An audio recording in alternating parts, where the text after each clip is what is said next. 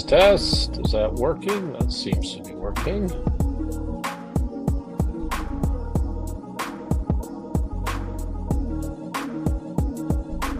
Hello, everybody. Good morning. We're live on Facebook, LinkedIn, YouTube, X, Instagram.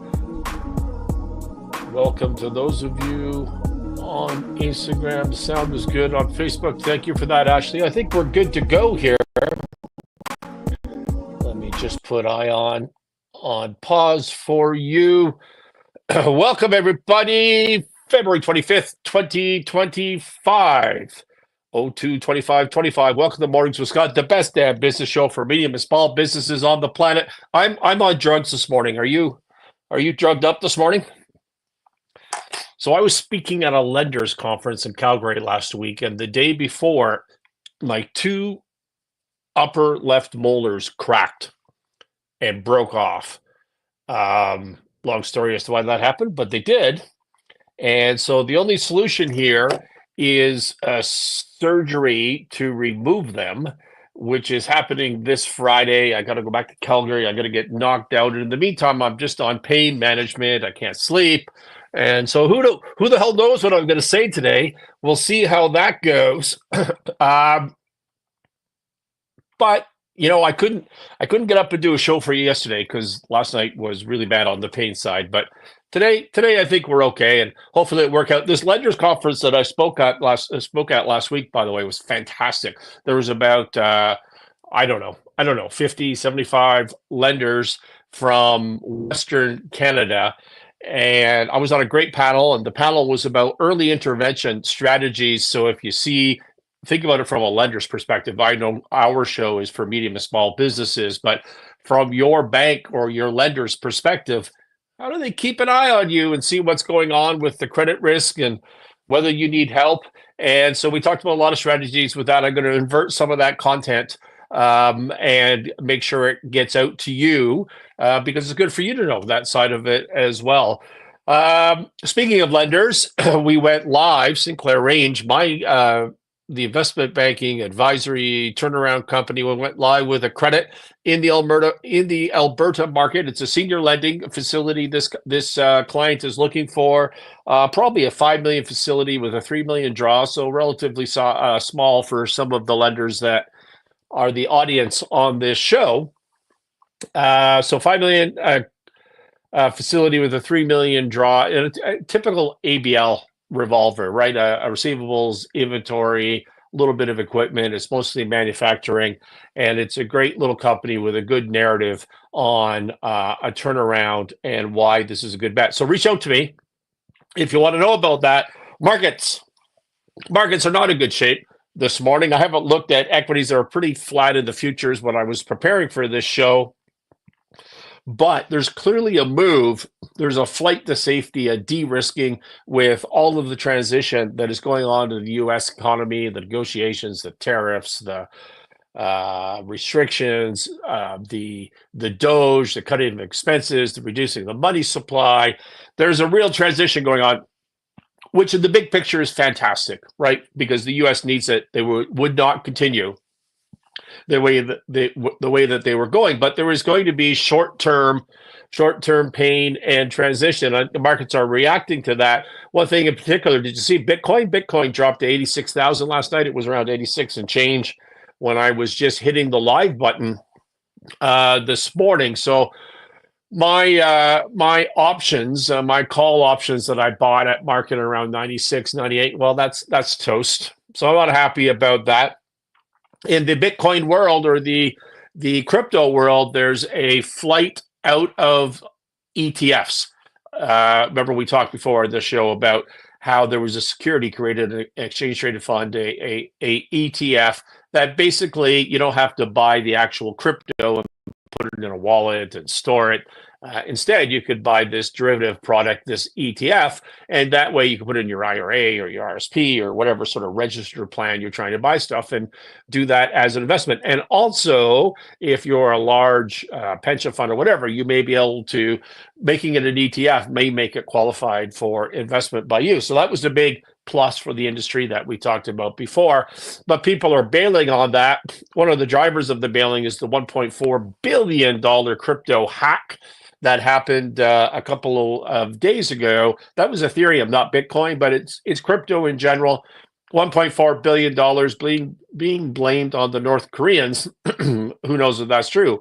But what they did do is dump all of that liquidity into the market in like hours. It was funneled through a bunch of different shells and wallets that were set up to accomplish this. So laundered in effect, and then dumped and changed into cash or changed into whatever other assets.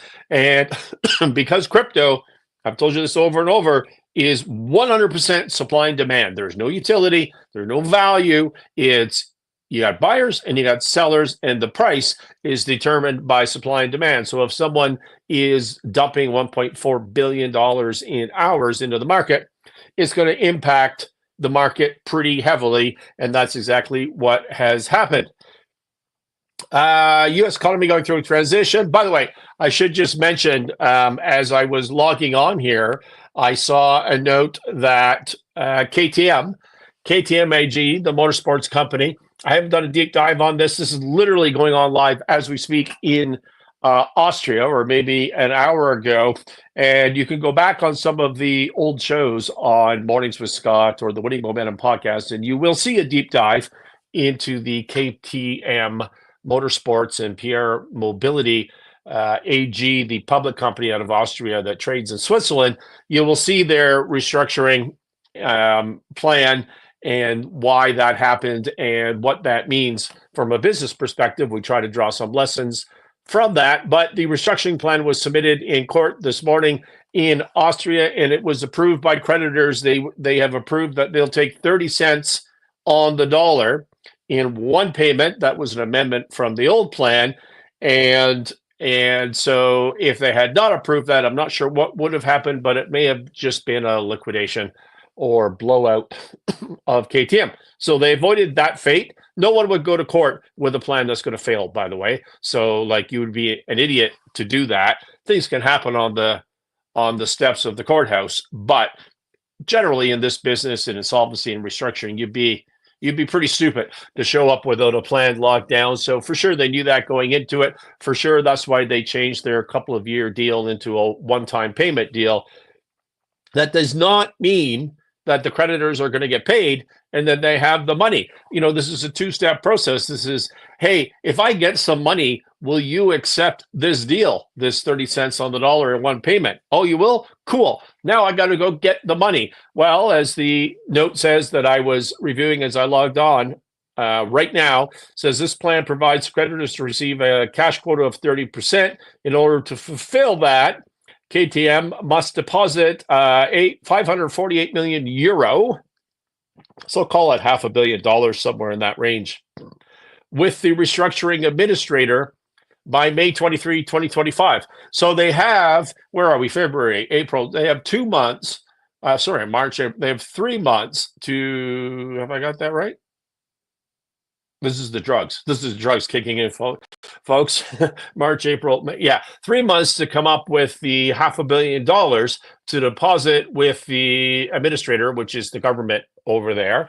And then the government then distributes that out to creditors. So they haven't come up with the money yet. There was no notice that I saw. And again, it was live just as I was logging in. So there you go. The court will then confirm the restructuring plan at the beginning of 2025. So the step here is that the creditors said, all right, already. I don't want to get zero, so I will take 30 cents on the dollar. But all of the bad stuff that's going to happen to Pierre Mobility is going to happen in the next phase of actually bringing that money in. If they had it already, they would have announced it. So must send out a Elon Musk with the Doge committee. We do a Doge of the day if we can, as you know. And Doge sent out an email that said to all federal employees, and it said, hey, What have you, actually, I have it here from the Wall Street Journal. What did you do last week? I don't have the exact wording, but it did say, I thought I did in my notes. Again, this is the drugs kicking in. It's a little rough this morning, but he sent out an email and said, hey, what did you accomplish last week? Put down 5 things, do a reply to this email and list 5 things that you have accomplished. So the Gutfeld joke last night, if you listen to Gutfeld explanation point on Fox, he said, Musk sent out this email, list the 5 things you accomplished last week. And he said, I'll start, says Musk. I fathered 5 children last week. I love that. Well, it was a good joke. I don't know. Maybe it's the narcotics that made me laugh about that. Well, there was a revolt. Federal employees are up in arms. Imagine someone coming to you and saying, hey, what'd you do last week? Those of you that are remote and don't show up to work, and we have no idea what you're doing, and there's no performance reviews, and it's impossible to fire you with union contracts. I wonder what you did last week. And and there's a revolt about that. So Wall Street Journal reports President Trump endorsed Musk's demand that federal workers summarize their weekly accomplishments or face termination. Instead, if you don't reply, that will be seen as resignation. An order that agency leaders interpreted conflicting guidance over whether how employees should respond. Trump said he thought the weekend email sent to more than 2 million federal workers under the subject line, what did you do last week, was great because we have people that don't show up to work and nobody even knows if they work for the government. If you don't answer, you're sort of like semi-fired. Have you ever semi-fired somebody? I probably have. Or you're fired because a lot of people are not answering because they don't even exist, Trump said in an appearance on in the Oval Office last week. So this just highlights for me the problem, the difficulties of virtual work in a large organization. It's just really hard or impossible to manage. Last week, there was leaked audio from Jamie Dimon of JP Morgan ranting about virtual work, lack of productivity, lack of culture building, lack of team training. And these things are serious issue. If you have a small shop, so we've I won't tell you how many employees we have. It's a lot. Well, for us, but the core group at the top is about 5 people, 6 people, and we do a nonstop chat. And every morning, everybody reports into a team chat, says, "Hey, this is what I'm going to work on today." And every night, end of day, I try to get people to report back, "Hey, this is what I accomplished today." So I try to do the same thing daily, but it's hard. It's hard to get people to take that process seriously. I get a lot of template answers. I don't, the whole point is to create a team environment, to create a culture, to help address each other's needs. I don't really get that out of the process. And if I don't stay on people, they forget. And so it's an ongoing thing, but I love this idea of asking people to report in. At least it communicates that somebody's trying to pay attention to everything going on out there in the virtual world. Speaking of culture, did you know that I created a business course, and a large part of that business course, called the Pathway to Profit Academy, is about creating winning momentum to earn more business profit and raise capital for your business. That's what it's about. It has 8 modules. Module 1 is embracing change, why we all resist improvement and what to do about it. The idea here is continuous improvement, managing with objective measures. Module 2 is mastering cash flow, build and sustain financial health. Module 3, and you can actually learn how to do a 13-week cash flow model in that course.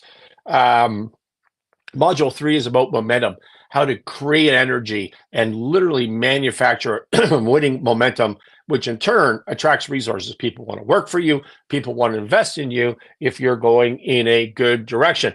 Those 3 modules are released. Future modules coming out shortly here will be one on profitability, so the math of that, how to empower your team, financing, how to get financing and fund the business of change, marketing, sales, and persuasion. So those will be the future episodes that are coming out in this course.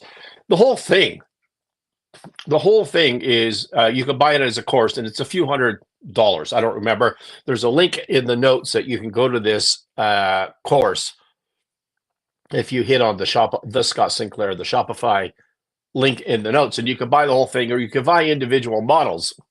And so it's a pretty cool course. A lot of that, I think, is the best value for money you're going to find anywhere in the world for a medium and small business. If you need to learn techniques that I've used over 30 years in dealing with troubled businesses, it really, really works well. So there was a reference, there was an email we received yesterday to my team, and it says this. Firstly, this is an individual. I've never met him. I don't know him, but he did buy the course. And he said, firstly, I would like to say that these modules and workbooks, because you get a workbook with every single module that you get, have been an absolute game changer for myself and my business. I started them after the holidays in the new year, and they definitely put the pep in my step to make the change for the betterment of my business. I'm still trying to fine tune my 13-week cash flow spreadsheet, for I have never made a spreadsheet before, but I'm loving the process and growth that these modules are bringing to the table. So if you want to know what this course is about, there it is. And it's just, it costs nothing. It costs nothing. You can buy the whole thing. You can buy individual modules. That's reasonable, right? Go right now. Go to the link. Check that out. You know, and while you're there, you get some free coaching from me as part of that purchase of the whole module. That's a half-hour Zoom session. I'll spend a half hour preparing. So it's really an hour of my time. You can ask any business question you want, and I will give you coaching on that. And it doesn't even have to be business coaching. It could be leadership related to business, or personal development in your career, whatever you think. Just go buy the course and you'll get free coaching. But also, when you're on the site, check out the coaching tab, because there's world-class coaches, not just me, on there. And again, for very little money, you're getting access. What if you have a problem and you don't want to go to your local accountant or lawyer and spend thousands of dollars getting local advice, when what you could be doing is spending a few $100s and getting a world-class executive who wants to give time to younger professionals, to younger entrepreneurs, to owner managers, to anybody? You can be sent in the right direction. You can go do some work after the coaching session and schedule another coaching session, and you can just manage in your increments of a few $100s per session and get on the right path. I mean, I can't think of a better solution for medium and small businesses when they're dealing with transition issues. They need to raise money. They want to earn more profit. And also, when you can check that out on the site, the coaching tab. And also, you can go to the there's another content in there. Just when you go to the products page, you'll see there's other content, like for $10, I think. Don't hold me to the price. I think you can get a whole hour speech content on business valuation and the theory of how to value a business and what people are thinking. Because if you know how to value your business, then you know better how to create value in your business. All right, enough of that. US tariffs are coming on Canada and Mexico next week. We've already decided that. What will Canada's response be? Will there be reciprocal tariffs? I think there will be. What is the master plan on this? We have similar views coming out of the two opposing parties, which we assume will be Carney on the Liberal side and Poilievre on the Conservative side. And they're both now talking about Carney speaking more effectively, I think, although he's the one that we don't believe.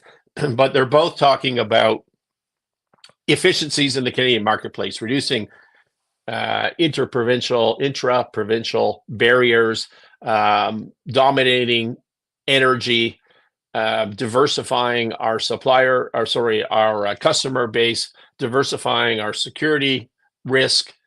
And so I think they're both pitching the same thing. And it really comes down to, do we believe Carney or not? Because he seems to be the guy, this ex-central banker, that was front and center in the Trudeau government economic disasters. he was a driver of that.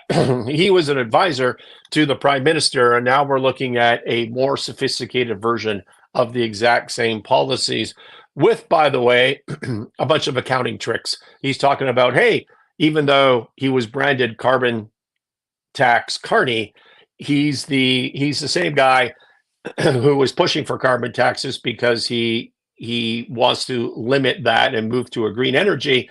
And then he says, well, we're going to eliminate that now, but he's not going to eliminate it. He's going to eliminate it at the retail level for households, but he's going to double up on industrial taxes. There's a quote of him on the internet saying, hey, you don't use steel anyway, so it doesn't matter how steel that is. I mean, how expensive steel is. It's crazy. It's crazy stuff. 1 second.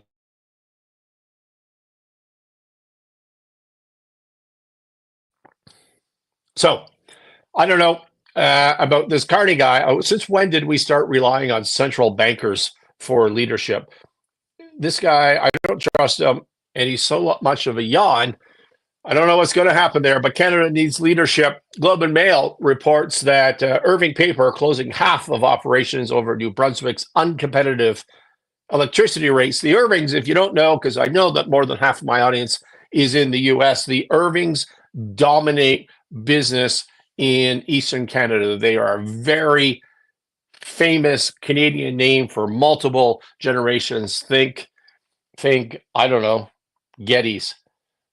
Yeah, think Getty, somebody like that. Just dominate industries, dominate a geographical area.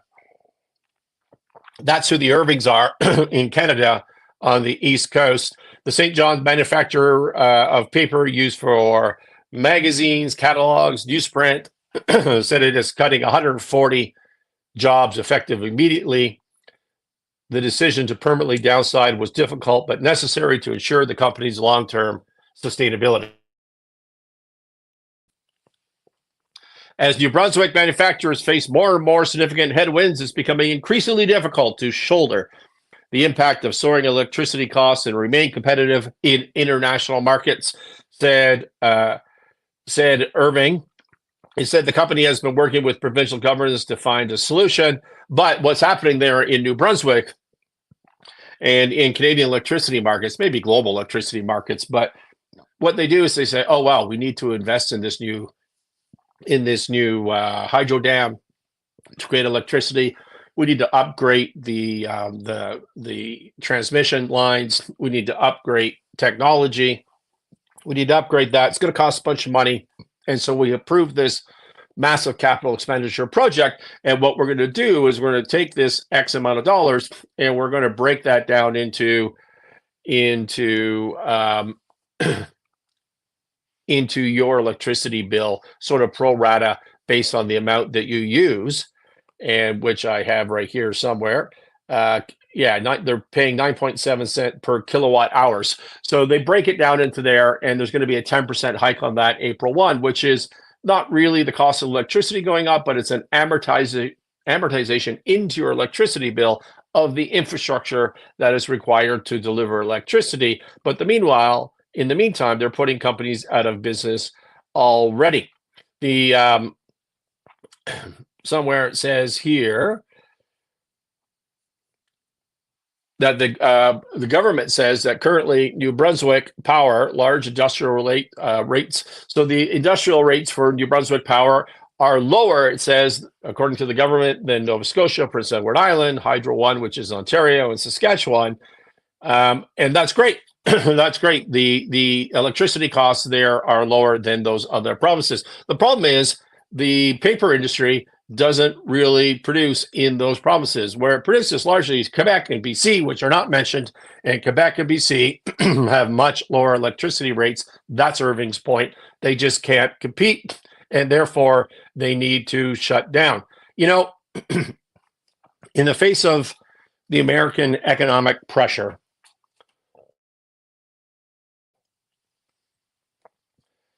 Canada, in the big picture, should be the wealthiest country in the world. It should be relying on its energy. It should be relying on its resources. And we need leadership to do that.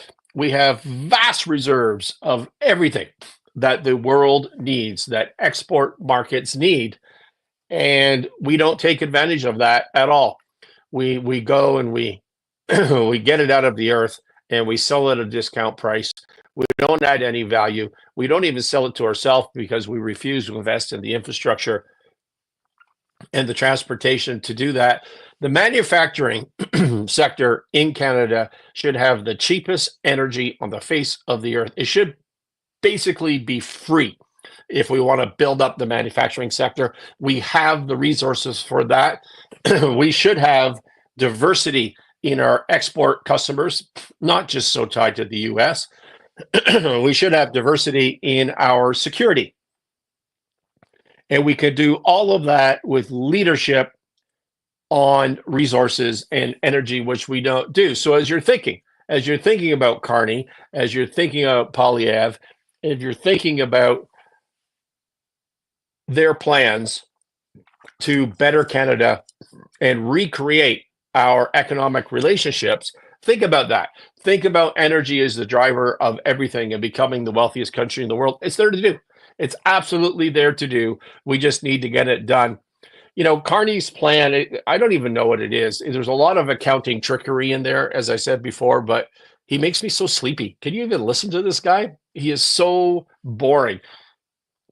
The only thing I really caught out of his last speech was that he will meet the 2% spending on defense for NATO commitments 5 years from now, 4 or 5 years from now.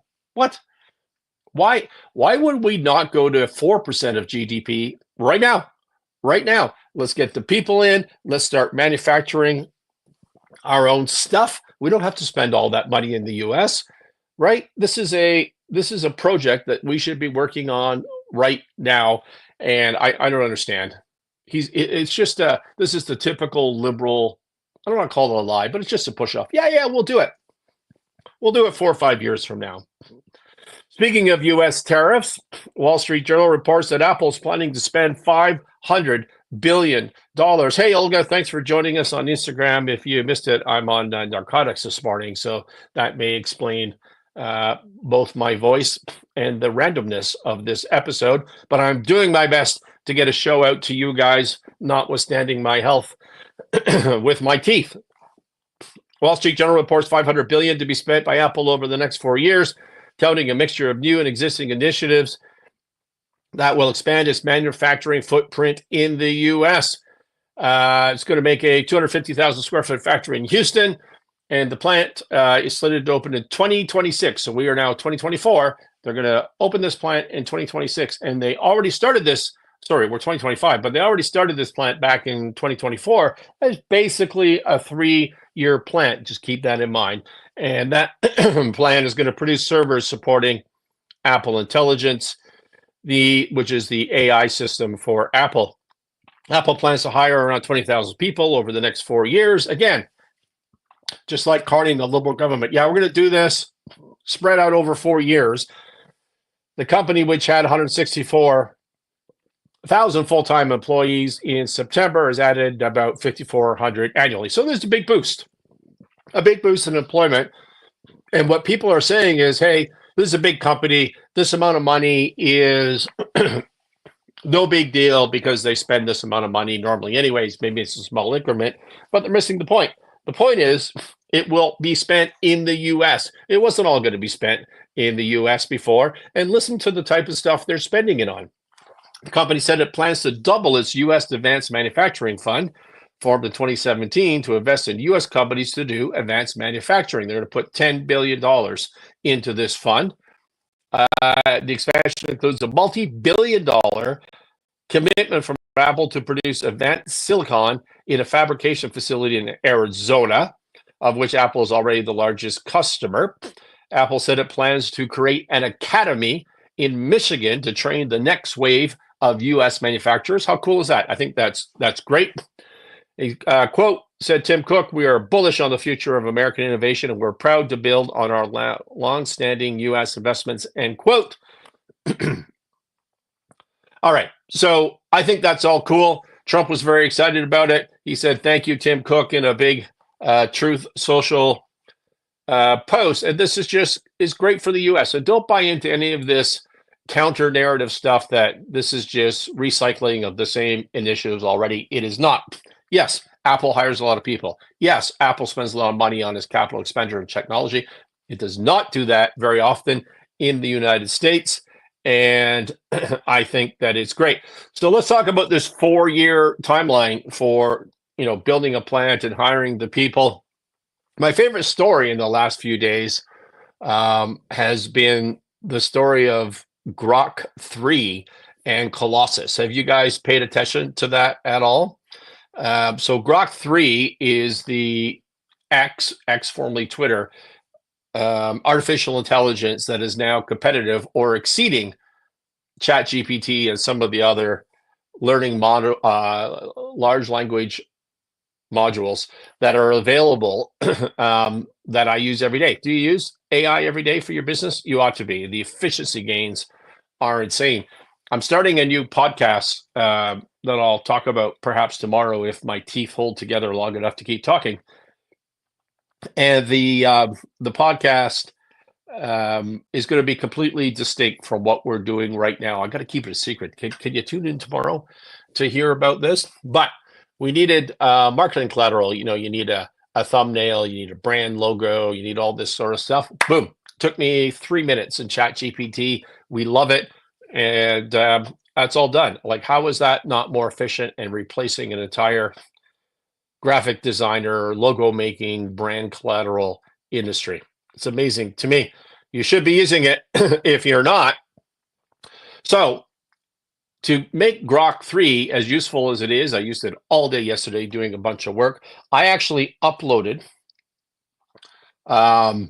probably 20 environmental reports that were too complicated for me to read. They're in PDF form on a real estate project that we have. Let's call them 10 to 20 pages each document. I uploaded them to Grok and I had it write me a summary memo of exactly what's going on in layman's terms. It's fantastic. Took me maybe an hour. It would have taken me days to read all of these reports, and I probably would not have understood them, it not being my area of expertise.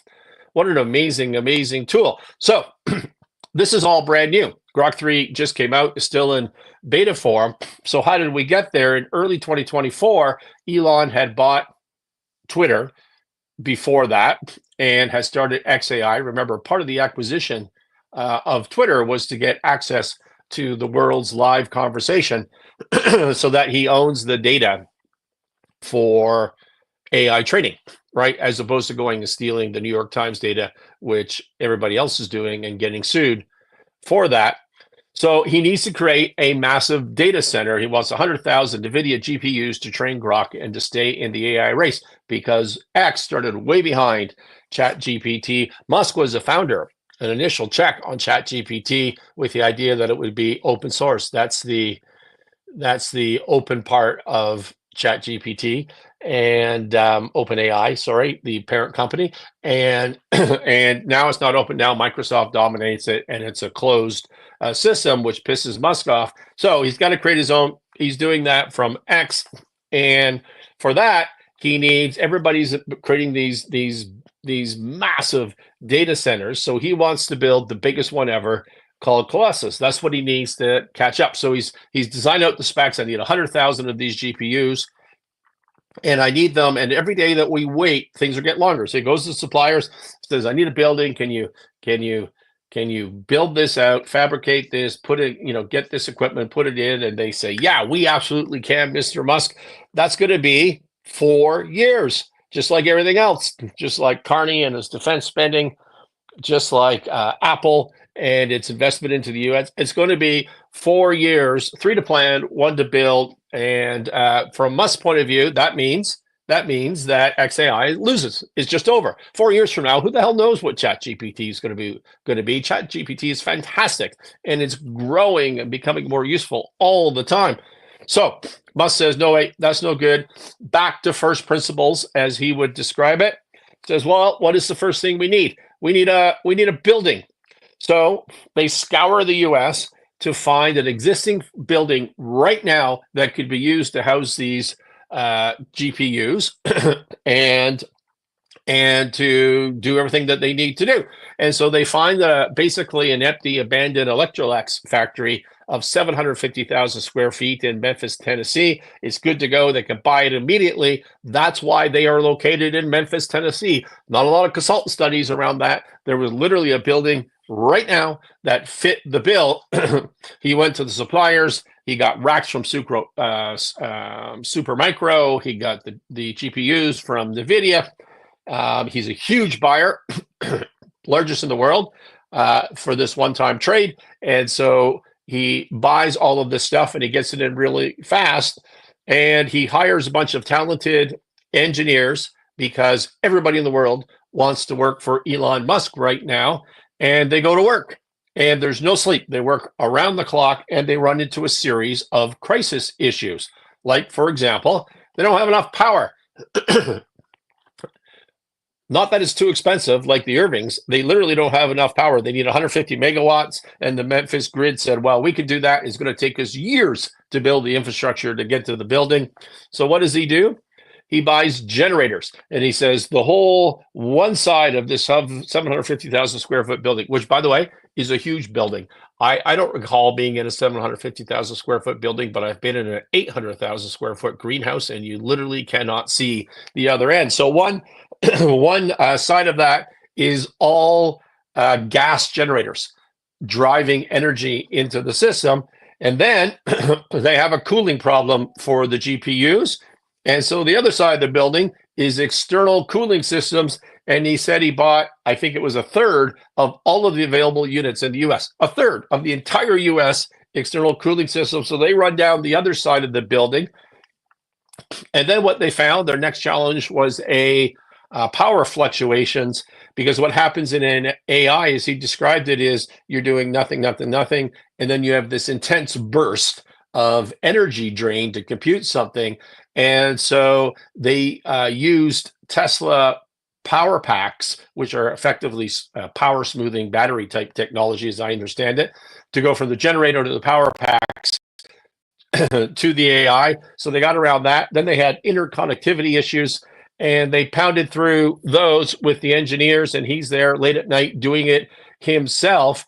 And on July 22, 2024, at 4:20 a.m., Musk tweets out or posts on X, Colossus is live, the world's top AI cluster in 120 days. I think it was actually less than 120 days. 120 days was the goal. I think they did it in 110 days, depending on how you measure it. Not 4 years, 120 days or thereabout. What are the lessons? What are the lessons? I mean, that's just, I love that story. But what are the lessons for us as medium and small business owners? Number one, don't let the perfect be the enemy of the good. There's a beauty to a bad solution. Just do something. When you're writing, when you're doing something creative, you just get something down on paper, and that starts the process. You can edit, you can continuously improve. Whenever you're doing something, just get it out the door. Get it out the door, and then build on it from there. So that's the lesson. We talk about that in building momentum in the business course that you can find in the notes that I talked about before. And then I listened to Saturday, I think, the All In podcast. You know, I love those guys. And Chamath came up with an interesting concept, I think, which is absolutely true, that constraints in business equal creativity and efficiency. You know, you have to have constraints to get a project done. That's counterintuitive, right? Why would you have to have constraints? And he says, I think accurately, that Musk has all of the talent in the world. He can hire anybody. Literally everybody who's talented in this space wants to work for Musk because that's his brand right now. So he's got anybody he wants. He's got all the money in the world. He's got all the cross learning in the world from all of his other businesses. And so he has no limitations there. So he creates a limitation. The limitation is time. We have to have this done in 120 days, not 4 years. Limitations are what make life interesting. They are what make life worth playing. Imagine you're a chess player. You're a chess player, and all of the pieces on the chessboard can do whatever the hell they want. They're all like a queen. They can just go anywhere. Well, first of all, the game would be over in about 2 minutes, and it would be super boring. Think about it. How much would you hate that game? It is the limitations on the movement of the pieces that make the game interesting. And when I say limitations, did you know there's 10 to the power of 120 possible chess games, more or less? That's what the math is on that. That's a lot. That's a lot. For context, a trillion is 1 to the power of 12. No, 10 to the power of 12. And instead of 10 to the power of 120. So there's a lot of possible games in chess of variations, more than we can possibly even imagine, but it's still an interesting game because the pieces have limitations. What does that mean? It means limitations are what make life interesting. It's what makes things worth doing. Embrace your limitations. Don't get beat up by them. Like, I don't have the money. I don't have the money. I don't have the talent. I don't have the people. Your life would be worse if you had no limitations. You would be lost. It's all about limitations, and you should focus on that. And in the business course, we talk exactly about that and how to set huge goals and to use those to drive innovation. I'm sorry about that, but for some reason, with my drug-fueled system, with my teeth killing me, I'm way over time. So I'm going to let you go. Remember the theme of 2025, defense wins. This has been Mornings with Scott. I don't know if I'm going to make it the rest of the week. I'll do my best. We'll just have to go bit by bit, day by day, and see how this works out until my surgery's done. Thanks, everyone.